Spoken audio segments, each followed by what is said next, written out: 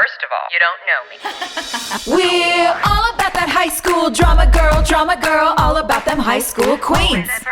We'll take you for a ride in our comic girl, Drama girl, cheering for the right team. Drama queens, smart girl, rough girl, fashion but you're tough girl. You could sit with us, girl. Drama queens, drama queens, drama queens, drama queens, drama queens.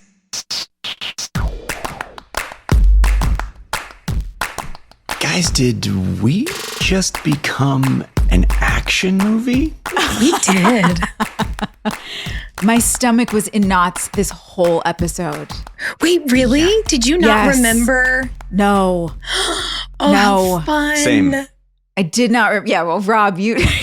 Oh, yeah, because, well, you were in it, but you weren't watching any of these. So we haven't, none of us have seen these since. No. Oh. I mean, this episode was the Our Men Are Movie Stars episode. Yes. For sure. Yes. In every way. Like, Rob, you sitting by Sarah's grave. Oh, my God. In that suit. It was such old movie star vibes. I was dying. It was all so good. Wait, somebody read the synopsis. Okay. Hold on. Before we dive in, Season 9, Episode 10, Hardcore Will Never Die, But You Will. That deserves a dun-dun. Air date March 14th. 2012.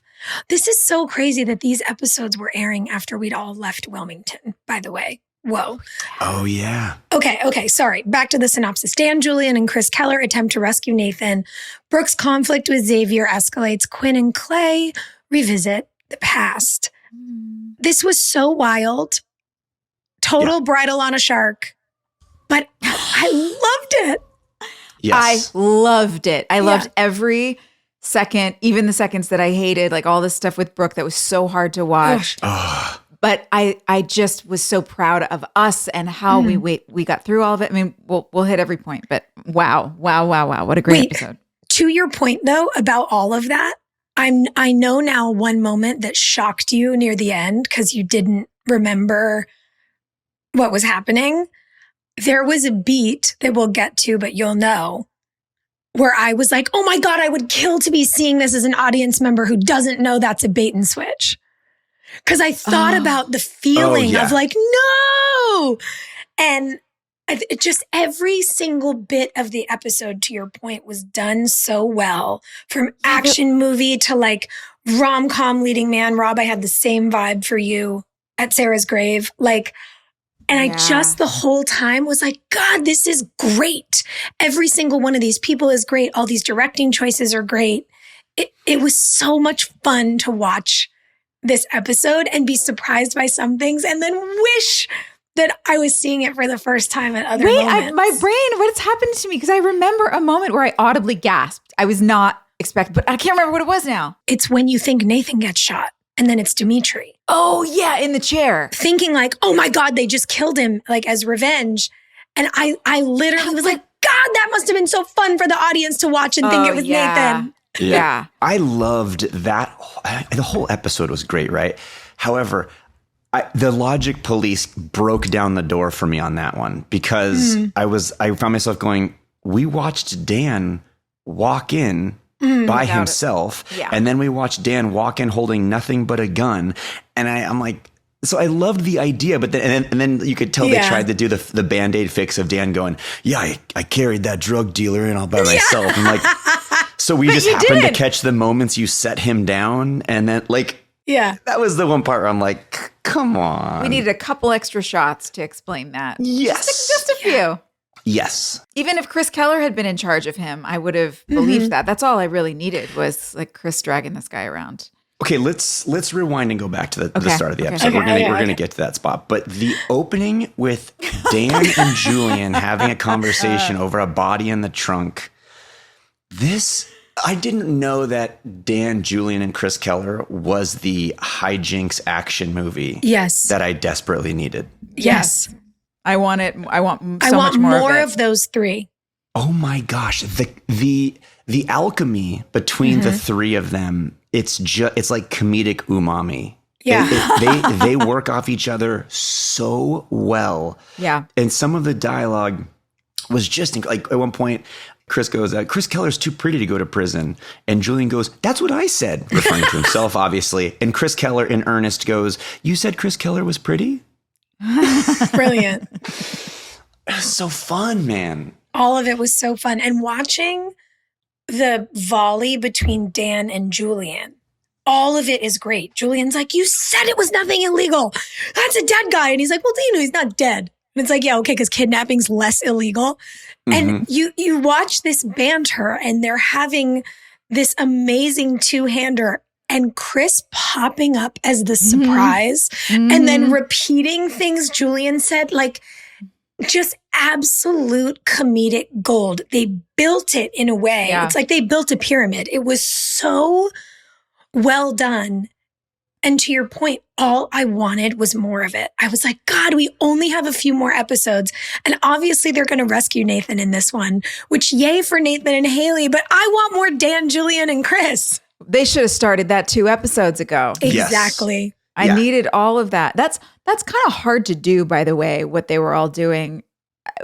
Well, let me start by saying I was grateful that when we opened on all that stuff, the way that the cameras were positioned and the types of shots, at least we were kind of making fun of ourselves for how ridiculous it's all gotten. I felt like just the sheer positioning of the cameras was like, what up, like, here we go, we're doing our show. And it was fun.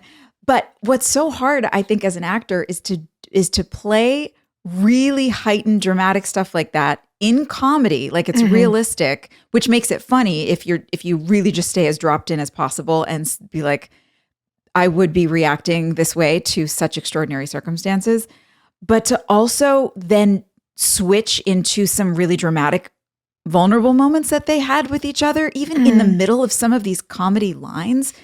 Like there was a moment when Tyler is talking to Chris is talking to Dan, and Chris sort of loses all his pretense. I can't remember what were they saying. I should have written this down, but he was talking to Dan about, do you guys remember this? It was sort of like a cowboy shot on Tyler, and he was going in on Dan about something, and Dan turns around and gives it back to him.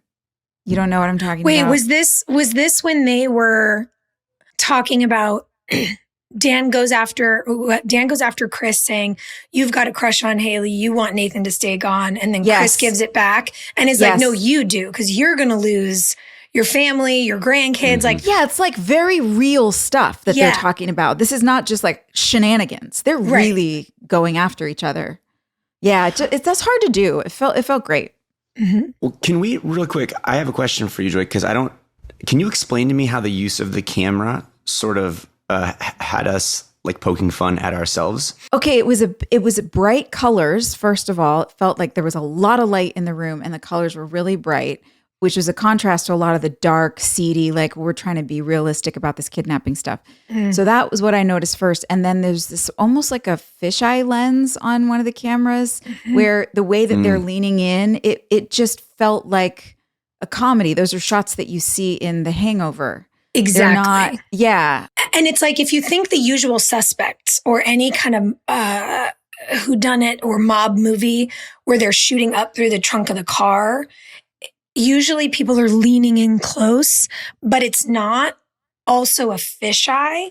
And I thought it was the fisheye shot up at Dan and Julian through the trunk of the car makes it a little funny because it's an exaggerated lens. And then even when they did the thing, like they looked so great and hot and leading man.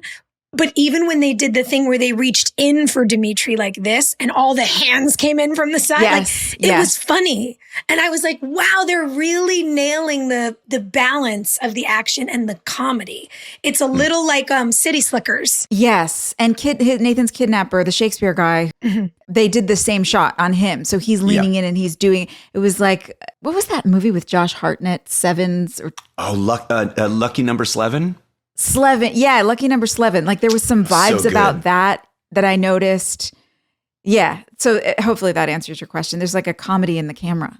Yes. And one small beef with that first scene with the kidnapper is, so you're going to tell me this gangster who is clearly very well read because he's reciting Shakespeare left and right. He doesn't know one of the most popular expressions in the world of say cheese.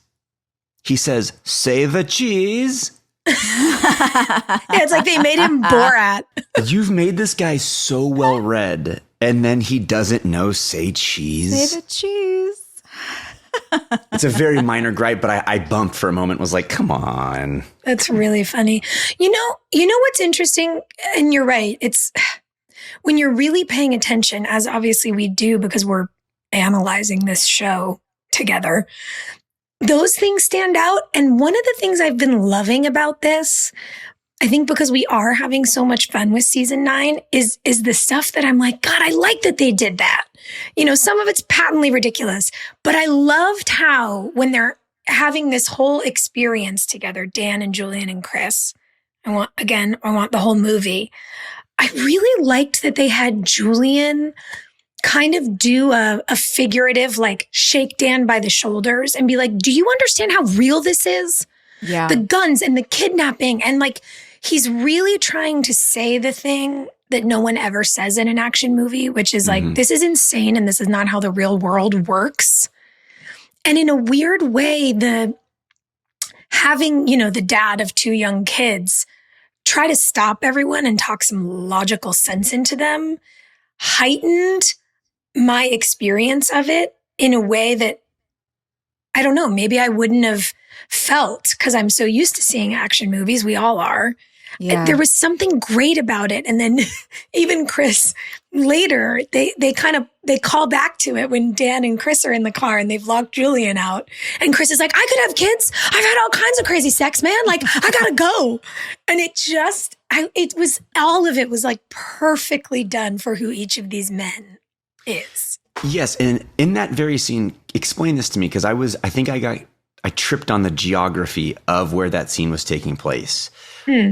So were they actually at the warehouse where Nathan was being held, but just like the other side of it? That's what it seemed like. Because that's where I was confused. Like if you're going to exclude him, I mean, first of all, just tell him you're going to pick him up at his house and at least give him the courtesy of being stood up at his own home. But I was confused at like, if you are doing the right thing, which is this guy has 2 young kids, I'm not going to let him be a part of it. It felt weird that like, well, then why are you still driving him to the scene and leaving him with nothing but wire cutters? So I think I can answer that. And that is, the way I interpreted it, is that great speech that he gives to Dan when Dan's like, what is this about? Are you leaving your kids in the car? Is that still what's going on? And Julian says no. And he said a lot of words, but essentially what he was saying is it's about knowing that someone will stand up for you. I'm going to be that kind of a person, that kind of a friend. I'm going to go stand up for my friend and help them, no matter what. So I feel like, and Dan is also playing emotional mentor to these guys during this whole process in some bizarre way. He's sort of like allowing them in on his mission, but kind of knowing that they both need some kind of boost in their emotional lives that this is going to help them with in some way. So that's kind of how I wrapped it up in my brain. Like, okay, he's going to let him come along for that. That I get. I completely understand like letting him be a part of it, but then excluding him. My question just was, I didn't understand the literal geography. Like, there was a guy who appeared to be a lookout. There was a fence. So what my confusion is, if he's excluding him, didn't he still drive him to the warehouse where it was all about to go down? Right. So he's like, just go, just run, get out of here. And he's like, okay, but where in Tree Hill am I that I can just, like, what road am I about to get on and walk down and like call an Uber outside of this warehouse? Like, what am I supposed to do? Is that what you're thinking, Rob? Like, yeah, I just kind of, it felt like I understand the move you're making. It's sort of like noble, but you introduced a wild amount of risk that you didn't need to, because you left him in front of this warehouse where bad people are. Right. Alone. Yeah. Like, I thought for sure when he was crouching down on the phone with you, he was going to get caught. Yeah, I thought for sure one of the guys was coming out of the bushes. Well, what helped me with that, and I wish they'd done a shot over his shoulder to reinforce it, but because I had gotten up to grab something and sat back down, and I was like, wait a second, this feels ridiculous. So I rewound and rewatched from him running to cut the lock, which is truly the only reason I think I tracked this. He had to run from the car in the shadows up to the gate and then run back so that the chain would still be there. It would look like it was locked, but the lock was cut. Then they were going to go around the back. So what I realized was Julian was already, if you think the gate to the warehouse where the guys were, that's at least a football field. He's probably another 60 feet back at the car when they don't let him in. And then he runs back in the opposite direction of the warehouse into the bushes. So he is pretty far from it. Okay. But what I thought was missing, because these things are all happening so fast, I wish that we had done a thing where when he crouched talking to Brooke, he checked over his shoulder and we'd racked. So you could see how far away everything was. You could see like... a drone shot would have been great. Yeah, just something. I mean, not that we had them then, but like it would have been helpful. And then even to your point, Rob, understanding, because Dan says it's going to take a while to get back around to the front of the warehouse. I'm like, I wish I could have just... And again, it's like we're obviously shooting on some side street by the airport in Wilmington. Like, who knows what was available? But I wish we'd been able to sort of see how they'd crept around. And then like, where's the other gate and where's the thing? I just felt like I didn't totally understand where we were in space. Mm-hmm.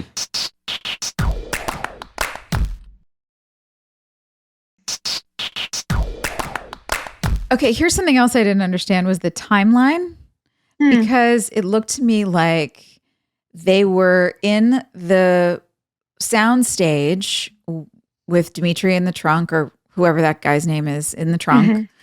At the same time, you're opening the cafe, and then they come back to the nighttime stuff, and you're still cleaning up the cafe at night. It took you all day. It took me 12 hours to do that. Yeah. Also by myself. Also, listen, Haley's husband is missing, but we do own that cafe together. Like, if we'd been broken into, you would have been my first call. Yes. Yeah. Yes. Because maybe it's related. Well, right. And also, whether it's about Nathan or it's about Xavier, why would Brooke not call Haley, and why would Brooke not call the police? That was a moment where I was like, come on. Yeah. Give us a little. And then she finds the X carved in to the bar top and isn't like, clearly it's the guy whose name starts with X who's threatened to kill me before, who's done this. Like, well, she knew. I think you did know. Didn't you? You knew. Yes, but then I called Julian to be like, I'm not going to let him scare me, instead of calling the police. Like, who's doing that? Now, why would you have called the police the second you walked into the cafe and saw that? I know they've been letting you down, but like, that's a major crime. Well, 100%. And by the way, what I really did, sure, I'm cleaning up our place of work. I cleaned up a crime scene. Yeah. I disrupted all that evidence.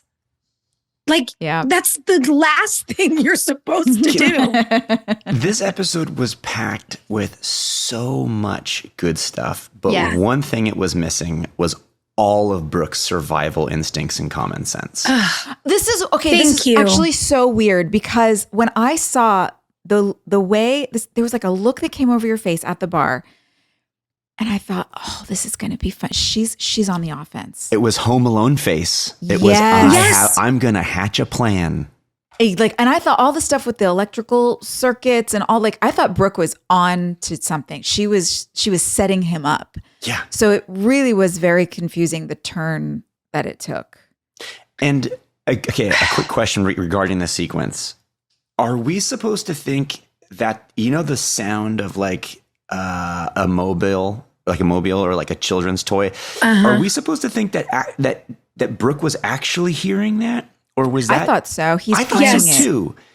And if that's the case, that's crazy. Yeah, it's literally like when you watch the person go upstairs in a horror movie. Yeah. Watching, first of all, We've never seen Brooke Davis park in that parking structure downtown. Never. We had no idea what that was. I'm always parked in front of the cafe. Always. Yeah, couldn't they have just set that up? Like all the parking spots were taken and they just show us? By the way, even if we'd started to seed 3 episodes ago when I'm talking shit to you about what a nightmare neighbor Tara is at her cafe, and now her and all her employees come, like maybe they were taking all the parking spots first, like something. Mm-hmm. Yeah, I'm so sick of parking in this lot. It's a half block away from the. It's like they keep showing up, and I came at 7 a.m. and they were already here. Like what, imagine having the time to be that petty. Yeah. Like something where you go, okay, so we can't even access our own place of work, and now we have to go around the corner and like park next to the movie theater or whatever. It would have helped it make sense. And then a thing that really stuck out to me, I obviously don't think I was tracking it in real time when we were shooting, but I was like, why is the entire first floor of the parking structure empty? Because then it immediately makes me ask, why did she go to the 3rd floor? Like, why would I put myself farther away from flat ground, which is a safety thing? So these are the kinds of questions I would ask on set all the time. Yeah. Yeah. And they're like, we don't have time we to get yelled at.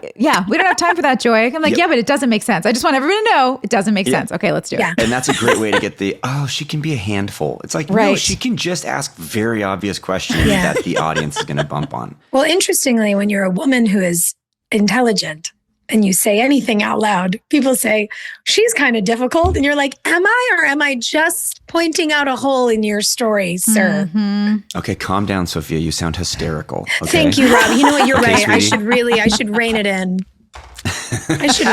I'm too emotional. I just didn't like that we took a character who is intelligent and has very good like social awareness. And I think survival instincts, when you've been through stuff like that, I think you are very vigilant, hyper vigilant. Yes. And so first of all, Xavier was holding the child in the previous episode at the end of it.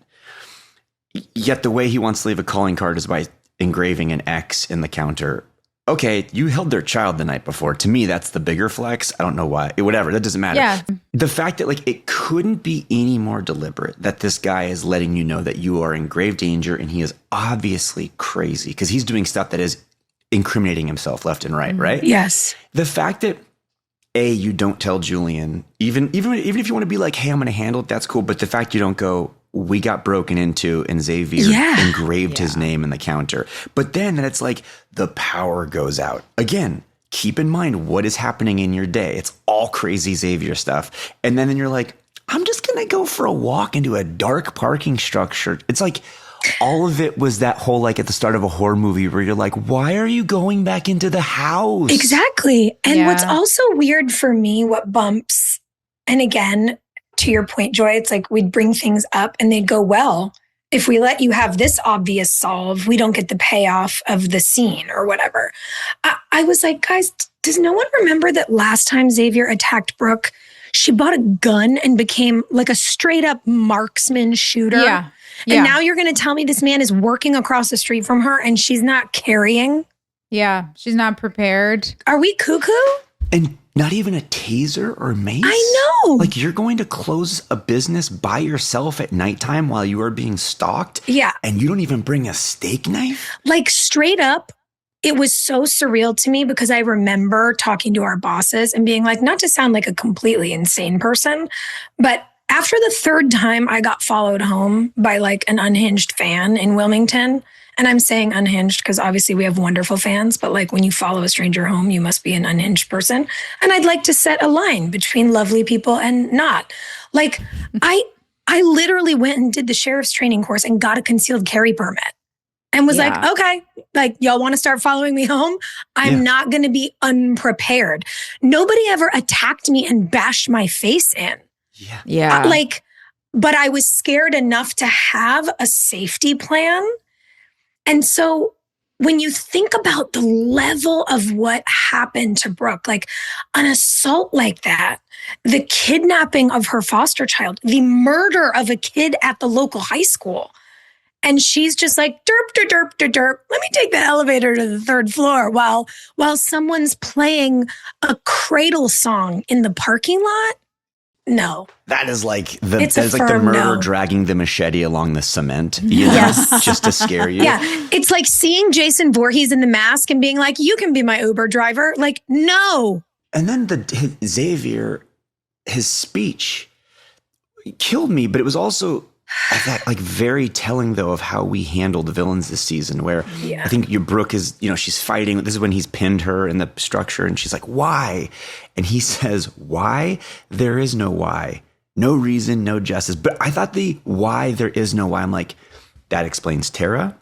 That explains Xavier. Because we just have like people playing in 11, but we haven't planted any seeds as to why that behavior makes sense. Yes. Which is so strange because they wrote Dan so well. He's such an ultimate villain and they know how to do it.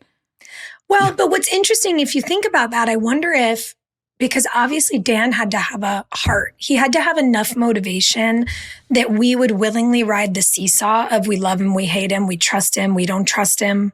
Maybe he is a hero. Maybe he is at fault for all of this. What's frustrating to me about the Xavier and the Tara of it all, like back when we met Xavier and Evan's character was living with him and the things were all going on with Sam and Jack. And, we wanted to know what was happening to these kids. We understood that this was like an unsafe guardian, that there was something that had really gone wrong for a kid to end up with this guy. And now he's back and nothing makes any sense. And it's like he's just a patent villain. Yeah. And of course he has to be like, oh yeah, and you shut your little whore mouth. I have plans for that mouth. It's like, could we not? Come on. First of all, Xavier's never known this woman to not essentially be married to Julian and as a foster parent. Like, he didn't know her in high school. Let's all take a break from what we used to say about her. Yeah, that's right. So it's like, why is the thing we always go to that men speak to women and about women this way? It's so uninteresting and it's unmotivated. So it just doubles down on there is no why. And let's just follow this storyline through to its end. I loved the Tara twist because I didn't see it coming. However, I did not understand. It was very odd to me that all of a sudden Tara was able to behave and interact like a normal, rational person. And the explanation for everything was just her going, I need to sell this cafe. Turns me into a bitch. Yeah. It's like, no. A bitch is cutting someone off in parking or like flipping. No, what you did was like sociopathic level behavior. So psychotic. Yeah. It was, listen, what it was a dude writing something and like doing women dirty. Where it was like, yeah. That's what it was. It was just like lazy writing. What I really appreciate about you as an actor, Sophia, through all of this ridiculousness, you committed so completely to the material. And I think it's probably in the benefit of having been through so much on our show, on and off camera, that it was almost like you were worn out, and not in a way that felt, I didn't feel like it was like not showing up to work. That's not what I mean. It was almost like just, there was an exhaustion, like as a woman, that I've connected with and understood. And with all of the stuff with Xavier, like he's so over the top, and you kept it so under the surface. Like you didn't let it all out and meet him on his level of, didn't match his energy. He didn't match his energy. And you did the same thing with Tara when I really appreciated this scene when you came, or the way you handled it, when she came and sat or leaned on the car next to you, and she's quipping and making all these funny little remarks. And I could tell in the writing, they wanted you guys to banter. They wanted you to banter back with her and like, oh, well, thank God this is over. Yeah, ha, ha, ha. And I just was like, thank God, Sophia. It's just like, I felt so much confidence coming from you as a person to be able to take Brooke into your hands at that moment and go, no, I'm not, I am not playing this game with the writers and making light of this. This was an incredibly dramatic, traumatic thing that has happened to real women, and we're not just gonna like make light of it and make cute jokes at the end. So no matter how much Tara was like trying to be cute and poke at you and like be friends, you responded like kindly, but you weren't playing along. And I was so grateful that you did that. Thank you. Yeah. Yeah. It's one of the things that I think, looking back on this journey with all of us, it's really cool to see the ways we all learned to humanly navigate our characters. Because look, who's the biggest advocate for your character if not you, right? Yeah. Like, we fell for these people. I still feel such love and pride for Brooke Davis. And when people are like, I'm her biggest fan, I'm like, I'm her biggest fan, but you can be her second biggest fan. Take a number. You know, the way that there's just moments where thank you. Yes, I'm accepting. Your brain is running faster than your mouth. Yeah, I'm letting the compliment all the way in instead of like trying to immediately move on to 30,000 feet. So I'm acknowledging, saying, and then I'll keep going. But I've loved that for all of us. I've loved watching each of you do it. I've loved watching our coworkers do it, where you know what was on the page and you go, oh shit, look at that. Mm-hmm. Like we leaned into the human thing more than we leaned into the gimmick. And sometimes they did want a gimmick. Sometimes they would, do something that on its face is a little too far. Like, Xavier's scary enough without intimating what he intimated in the scene. Yeah. And I love that we all got to a point in our work where we knew how to, sure, say what's on the page, but put completely other things into it. Mm-hmm. I don't know. It's like one of the things I feel the most like nostalgic about when I watch all of us together. I'm like, well, look at us. We really did some things. Yeah. And we were babies and we did some cool things.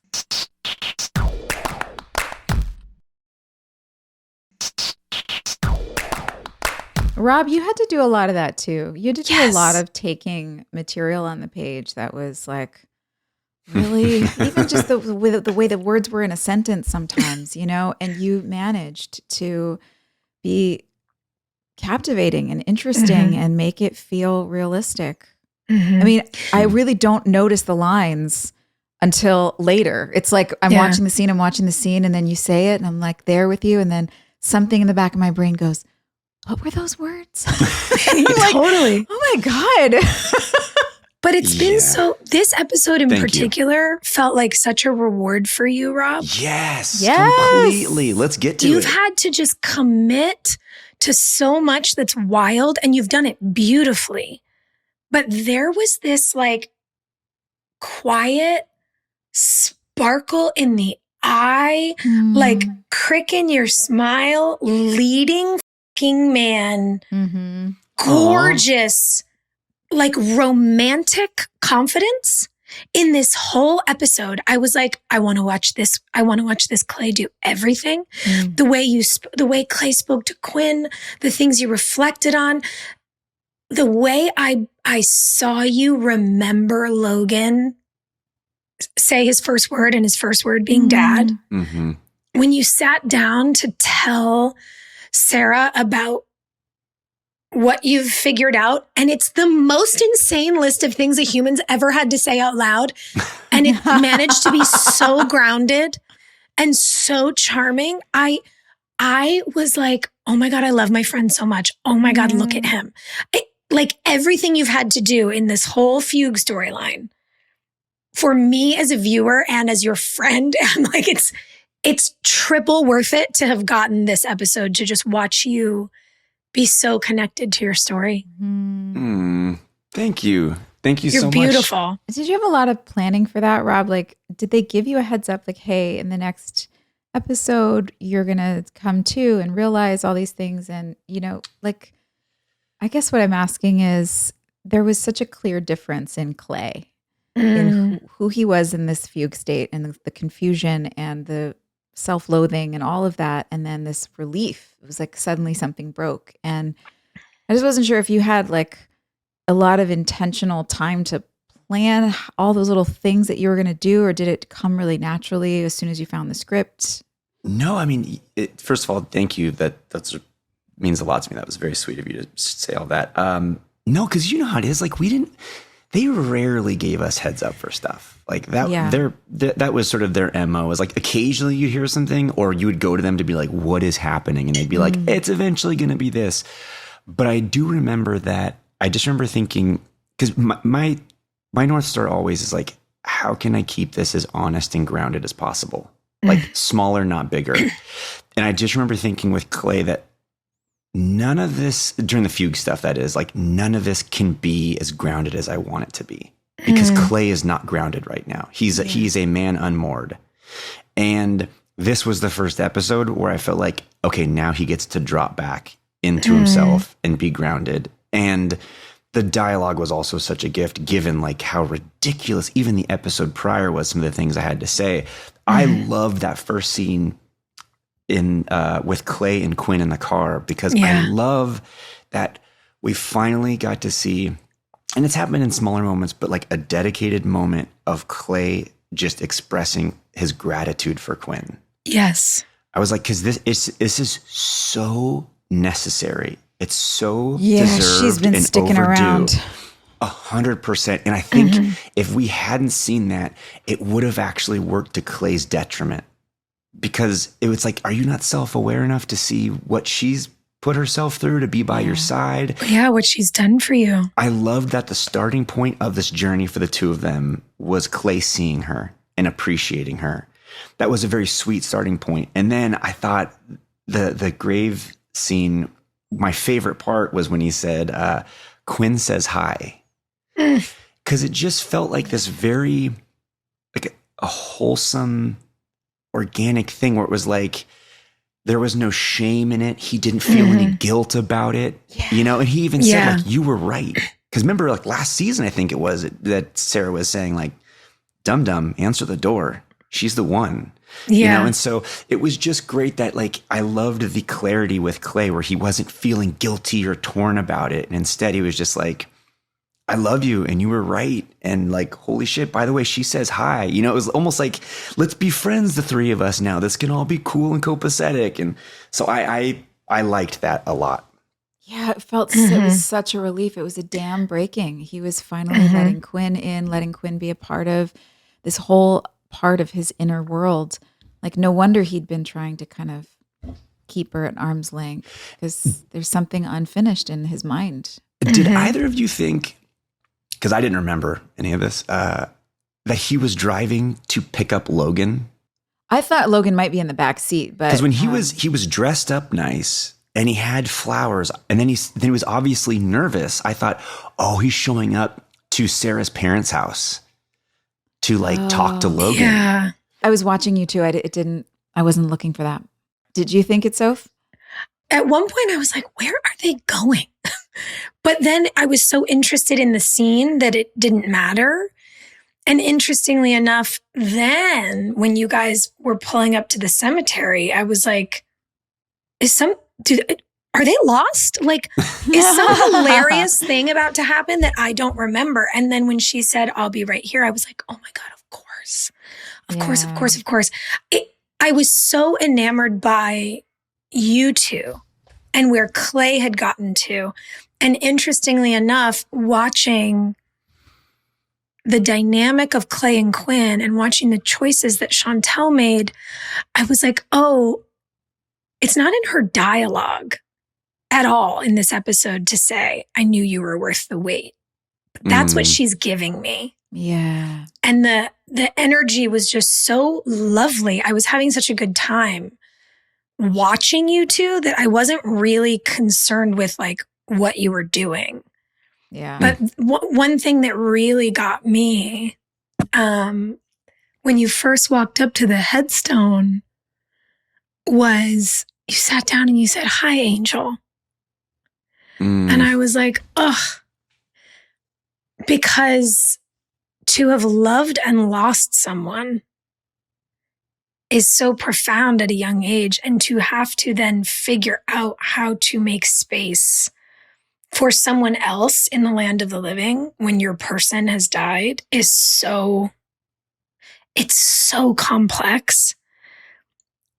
And there was this joy in your voice when you said it. And it's such a term of endearment that people will say to their partners. But the double entendre of like, Sarah really is Clay's angel now. I lost it. I was like, that's it. And for you to have these things to share and then to say, and Quinn says hi, I was like, it's bookended. Yep. This journey for him to actually be able to move on. I sobbed. Yeah. It was beautiful, Rob. We needed it. That was really nice. And hey, come on. Speaking of father-son stuff, let's circle back because Dan saves the day. Wow. And there's a moment when all of Paul was so freaking heroic, like walking slow-mo, the slow-mo cocking a shot? shotgun with one Has hand. Paul ever looked hotter? Never. No. Never. I was swooning start to finish. But I loved that once he and Nathan are together, he's like checking in on Nathan. Yeah. And then he's like, all right, I'm going to go check the next room. And Nathan stops him and says, Dad, it's good to see you. Good to see you. And I felt that like Paul didn't make a meal of it, but you could tell it was like water for Dan's parched soul. Yes. I'm realizing as you're saying this, like this was such an episode for the actors, just for all of us to be able to see how real actors can handle material that the material could have pushed all of us into a real Big place. Yeah. I'm trying to find a nice vocabulary word for it, but I can't quite. But yeah, it just feels it feels like it could have been super over the top. It absolutely could have. And the fact that everybody just contained it. We all know our characters so well. Everybody just held on to it, kept it real close to the vest. And that's what draws you in, I think, as an audience member. You lean in because we're not putting all the emotions out on top of everything, even though the words are and the action is. Yeah. And how about, the twist didn't stop coming. So we see Dan gets shot and then we see him fall onto Nathan, but it's a clever shot because it's like a 2T. It's like basically from his belly button up is the shot essentially. And he just says, I'm so sorry, son. And then he falls down. And what we've come to find out, though, is that he had tucked his gun into Nathan's waistband. Pant line. Yeah, waistband. Oh, is that where it came from? Yeah, it was in Dan's hand. Missed that. That's why the shot was a little higher. Otherwise, you would have seen it happening. I was waiting for Dan to turn around and shoot. When Dan puts his arms around Nathan, he tucks it in his waist. So it's like his last move actually was enabling his son to save himself. Heroic. Yeah. It was good, man. Okay, did anyone... What was your reaction when then the cop runs in the room? I just was like, oh, come on. Same. Like, we can't have 1 minute. But I will say what I loved getting a button on the buddy comedy of Dan, Julian, and Chris, because I wasn't expecting it. I did not remember that Julian came in as the foil at the end. Me either. At all. Mm-hmm. And it was so great because it's exactly what you brought up earlier, Rob. It's all these guys figuring it out together and Julian essentially saying to Dan, I don't really care what you consider my friendship with your son to be. He's my friend, so I'll show up for him. Yeah. Like it's such a gesture. And I think, I don't know, it's a really nice reminder about, your integrity and what you can do when you can for people. And him coming in at the end was a lovely payoff. But man, when the cop came around the corner, I was like, you gotta be fucking kidding me. I was pissed. They were all there. Yeah, when he walked in, I'm like, come on. Because especially by this point in the episode, there's almost like adrenal fatigue where we've had so many. Yeah. And then. Yeah. But that cop had to go. Like we had to resolve that. Yes. Because everybody knew he was outstanding. And it created the space for Julian to have that sweet hero moment. So I allowed it. But when it first started to happen, I was like, let this freaking guy get out of here already. Yeah. It was great though. Where were the kids, by the way? Isn't Jamie with, those kids? Yeah, good All question. the kids. There was not a child in this episode. Yeah, I mean, I get Haley. Maybe it's got Jamie, but maybe Haley's looking after. But it's just the fact that Brooke shows up at the cafe and then she's still cleaning up 12 hours later, and then Julian's gone all day. Yeah, somebody's got to have the kids. They're back at home with Brooke's common sense and survival instincts. Also, can I just say one thing? And I remember Sweet Greg, who I believe directed this episode, really had to talk me through this because there was all sorts of things that felt ridiculous when the power went out. And they were like, and then you're going to light the scene with your iPhone flashlight. And I was like, yeah, okay. So obviously you turn on a flashlight, you point it out. And then they're like, but we can't see you. So you have to light yourself with the flashlight. And I'm like, I have to be dumb enough to shine my phone flashlight in my own face in the dark. And literally Greg looked at me, he goes, I know, I'm sorry, but I need you to light yourself. So we literally had to figure out like, okay, I'll turn it on, I'll swipe out, I'll come around, I'll look past it. We had to do all this dancing to try to not have me look dumb enough to shine a flashlight in my own eyes. And I was just like, I mean, thank God he at least acknowledged it and didn't try and make it sound like, oh, well, your motivation could be blah, blah, blah. No, he was like, I know, but I need you to do it. And I was like, okay. It didn't cross my mind once, if that helps. The muscle memory came right out when I did this and then this. I was like, that fucking flashlight. You're a legend because you already had your work cut out for you on this one because the Brooke Xavier storyline was definitely just the like, what's happening? Right. And then the fact that, because that's the kind of thing like you can't crush an actor's spirit and you're already asking them to like do some serious heavy lifting and like logic suspension. So the fact that you had to do the storyline and also, again, you are an intelligent adult who's been in the world for a while, shine your flashlight, not at your surroundings, but into your own face. That's the straw that breaks the camel's back. Exactly. That can easily be the note where you're like, you know what? Nah.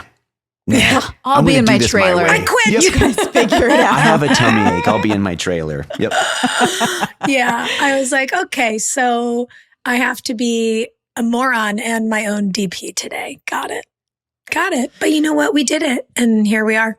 Great episode. I am very curious what we're going to do in the next 3. Oh my gosh. Because I feel like I only know one thing. I know Clay and Quinn and Logan's endgame, but I don't really recall anything else. So I'm very curious to see what we have 3 episodes of. Yeah, like I'm so excited. I am just so excited for the Haley and Nathan reunion. Me too. And it's interesting too, we didn't talk about this and I want to before the episode's over. It's not lost on me that this is exactly when you should have essentially been on like mat leave and weren't. So you had to come to work and you still had a very young baby at home. I thought with the way this episode really segmented into different verticals, I was like, wow, they're doing right by Joy by giving her some serious time off with her new baby.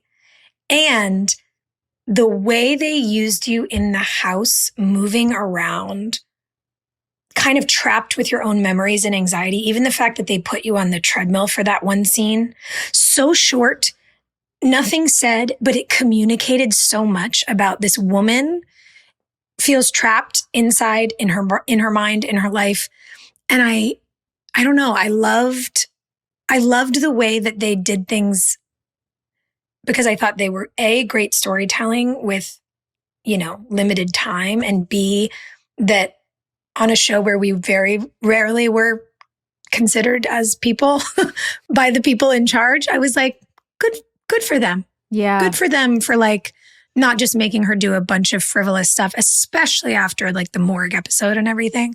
I liked that they gave you a beat to just like be a human. I did too. Before you get some happiness. Yeah. And it worked because she knew what Dan was doing. Like he kicked her out of the sound stage and she's like, okay, he's on it. And I just have to wait. There's nothing else. I just have to wait.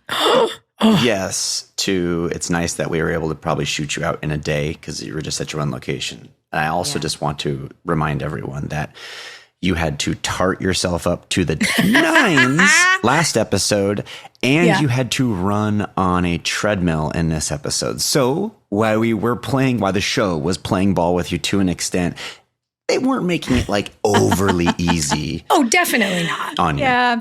Well, by the time, I guess Maria was probably about 9 months by the time we were shooting that. Maybe 8 months. Yeah, because she was born in February. So I think we shot that in October because we were done by November.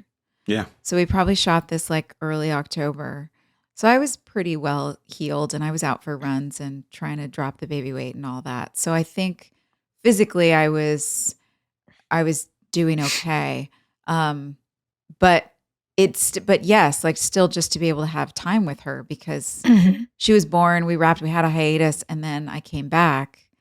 And a lot was different in my life. So it was really helpful. Before we wrap this up, I want to say I loved the last shot of the episode of Haley watching the videos of Nathan and the phone ringing. And it was such a simple shot of just you looking at the phone. But as an audience member who was putting all of their own stuff on it, I was like, oh my God, it kind of looks like she might know. Like she has intuition. And the fact that we didn't get the payoff of seeing you pick up the phone, I just thought that was such a smart, powerful way. Wait, didn't we? I said hello. Well, the hello, but then black. Oh yeah. Sorry, we didn't get the reciprocity. Yeah, your side. Was it Nathan's phone that was calling me? Because I couldn't quite tell, but the screen looked like it said Nathan. And that's why I was like, oh my God, Nathan's phone is calling me. But what does this mean? Wasn't it your house phone? I thought it was a cell phone that I answered. That would be crazy. You answered a cell phone, but it would be crazy because they smashed Nathan's phone to bits. Yeah. But I was wondering, I was like, oh my God, we've got Nathan and Julian. Julian's pulling out his phone. Dan's been shot. Julian must be calling 911. So I'm sitting there thinking, is Nathan going to call her from Dan's phone? Julian's going to call 911. And then is he going to call Haley immediately next? Like what? I started running through all the possibilities of who could be calling you. Yeah. And wait, did we see Julian driving the car past, like, we didn't see that? Okay. No, we just saw him. I think we just saw him on his phone. I think we heard him talking to 911. Yeah, they were kneeling over Dan and Nathan went to like put his hands on his chest, I guess, to pressurize his wound. Julian pulled the phone out and started to dial. Oh, that's right. Right. Okay. So it's like, it was just such good suspense because we all know what we're waiting for, what we've been waiting for is about to happen. And now we have to wait another week. Ugh. Well, we don't, but back then you did. Oh my gosh, this listener question is so good and so timely. Celine asks, if you were in the shoes of Logan's grandparents, how would you handle Clay remembering and wanting to come back into Logan's life? Wow. We're going to find out in the next episode how they handle it. But how would you guys, how do you feel about that?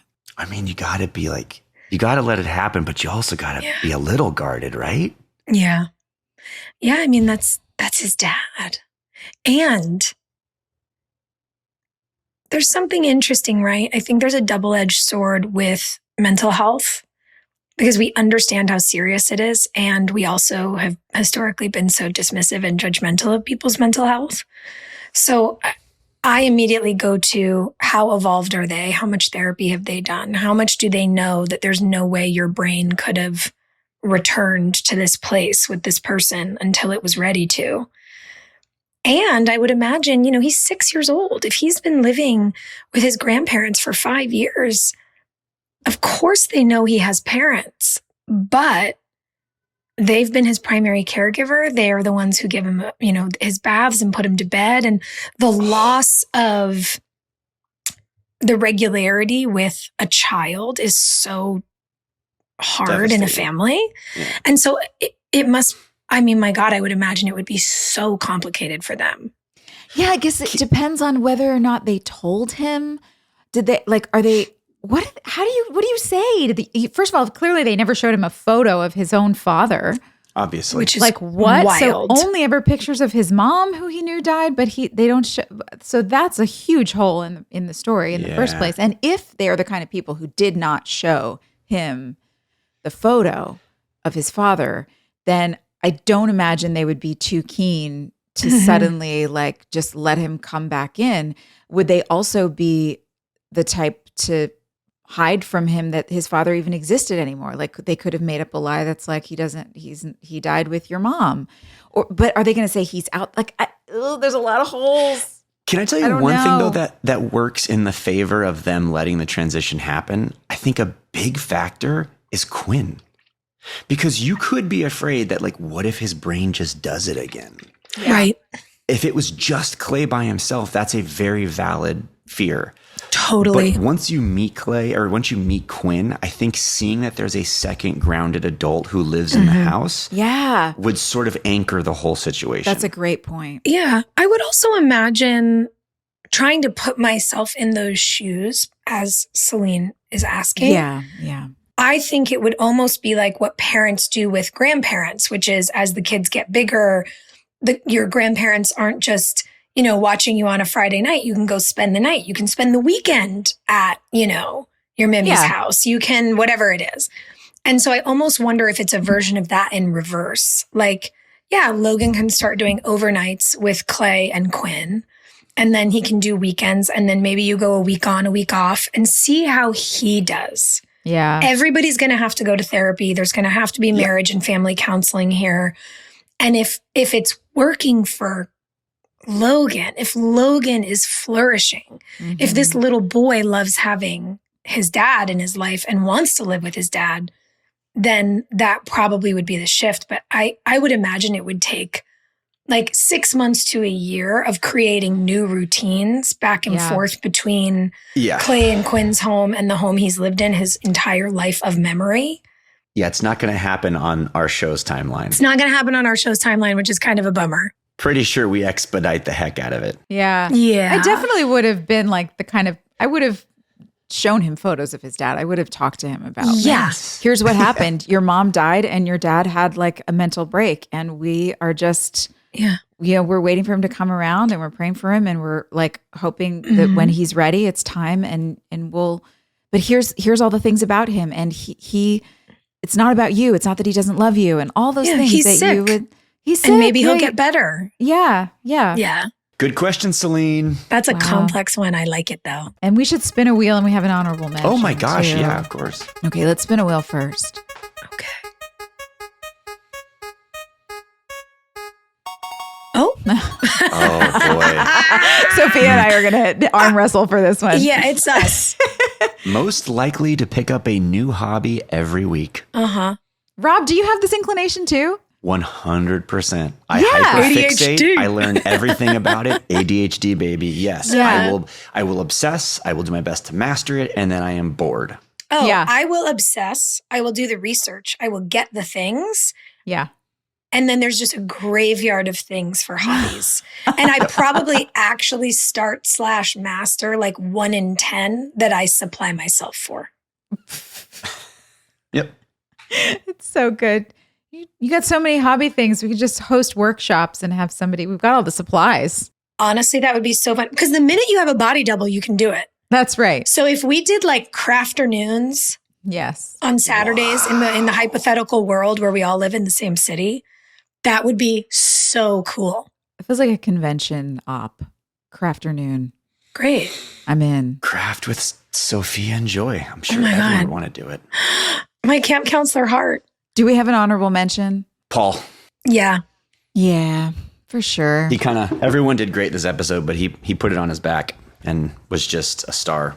Yeah. And there's one moment in particular, and I say this not to undercut the seriousness of his performance, but to add to it, when he looked at Chris Keller and said, "You called shotgun," and handed him the sawed-off shotgun, I was like, chef's kiss. How about when he was walking away from Chris Keller and said, Dan Scott doesn't like this either. Yeah. He parroted good. the Chris Keller speech or the So good. way of speaking. It was So great. All right. Thanks for joining us, gang. Thanks, everyone. Bye. Hey, thanks for listening. Don't forget to leave us a review. You can also follow us on Instagram at DramaQueensOTH. Or email us at dramaqueens@iheartradio.com. See you next time. We're all about that high school drama girl, all about them high school queens. We'll take you for a ride in our comic girl, Drama girl. cheering for the right team. Drama queens, smart girl, rough girl, fashion but you're tough girl. You could sit with us, girl. Drama queens, drama queens, drama queens, drama queens, drama queens.